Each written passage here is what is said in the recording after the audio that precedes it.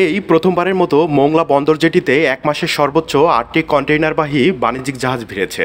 সোমবার দুপুরে MV Marcus পং নামক কন্টেইনারবাহী লাইবেরিয়ার পতাকাবাহী জাহাজটি বন্দরের 9 নম্বর জেটিতে ভেড়ার মধ্য দিয়ে চলতি মাসে সর্বোচ্চ 8টি জাহাজ ভিড়ে মোংলা বন্দরে। সোমবার আসা জাহাজে 1875টি মেশিনারিজ, ইলেকট্রনিক ও গার্মেন্টস পণ্য আমদানি করা হয়।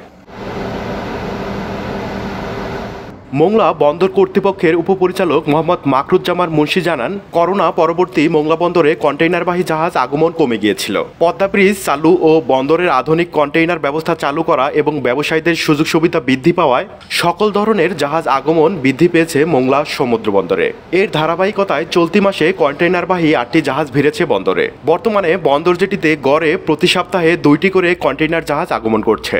মোট 8টি কন্টেইনারবাহী জাহাজ মোংলা বন্দরে এক মাসে প্রবেশ করেছে। আজ মাক্স হাইপং জাহাজটি আমাদের বন্দরের 9 নম্বর জেটিতে প্রবেশ করেছে। মূলত এই জাহাজটি হচ্ছে 8 নম্বর জাহাজ। এর আগে 7টি জাহাজ কন্টেইনারবাহী জাহাজ মোংলা বন্দরে আসে। মূলত বিভিন্ন শিপিং এজেন্ট, সিএনএফ এজেন্ট, বন্দর ব্যবহারকারী, আমদানি রপ্তানি কারকদের সাথে ধারাবাহিক মিটিংয়ের ফলে এবং বাংলাদেশ সরকারের নানামুখী উদ্যোগের জন্য আমাদের মোংলা বন্দরের জাহাজ আগমন, কন্টেইনারবাহী জাহাজ আগমন ধীরে ধীরে বৃদ্ধি পেয়েছে। বন্দরে আধুনিক কন্টেইনার হ্যান্ডেলিং ইকুইপমেন্ট সংযোজনের ফলে জেটি থেকে দ্রুততার সাথে স্বল্প সময়ের মধ্যে কন্টেইনার খালাস ও বোঝাই করা সম্ভব হচ্ছে।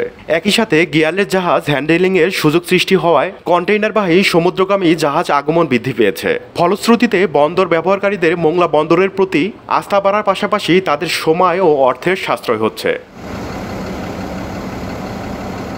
রাশিদুল ইসলাম, ভোরের পাতা, নিউজ ডেস্ক।